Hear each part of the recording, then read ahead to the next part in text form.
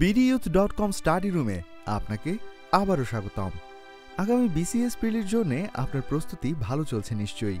আপনার প্রস্তুতিকে আরও জোরালো করতে হাজির হয়েছি বিজ্ঞানের অতি গুরুত্বপূর্ণ একটি সেকশন নিয়ে, আর তা হলো ভৌতবিজ্ঞানের বিভিন্ন যন্ত্র ও তাদের ব্যবহার।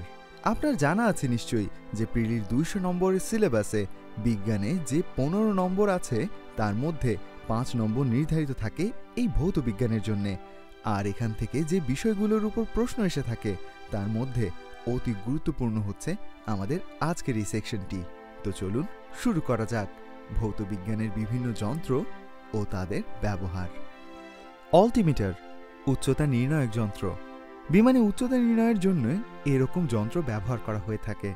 এছাড়াও পর্বতারোহীদের জন্য এটি অতি গুরুত্বপূর্ণ একটি যন্ত্র।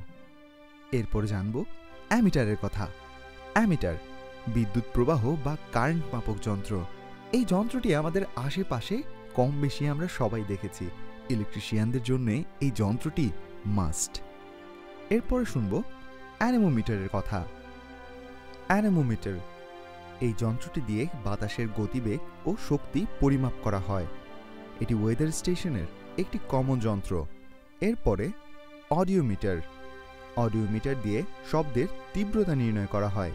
যাদের শ্রবণ ক্ষমতায় সমস্যা রয়েছে তাদের চিকিৎসায় এই যন্ত্রটি বেশি দেখা যায়। এরপর অডোমিটার। অডোমিটার হলো মোটর গাড়ির গতি নির্ণায়ক যন্ত্র। যে কোনো গাড়িতেই এই যন্ত্রটি দেখা যায়। এরপর ক্যালোরিমিটার। এটি তাপ পরিমাপক যন্ত্র। আমাদের অনেকেই স্কুল কলেজের ল্যাবরেটরিতে এই যন্ত্রটি দেখেছি। আর সায়েন্সের স্টুডেন্টদের জন্য ক্যালোরিমিটার বা ক্যালোরিমিটারের মূলনীতি এইগুলো তো খুব কমন টার্ম। দারুণ!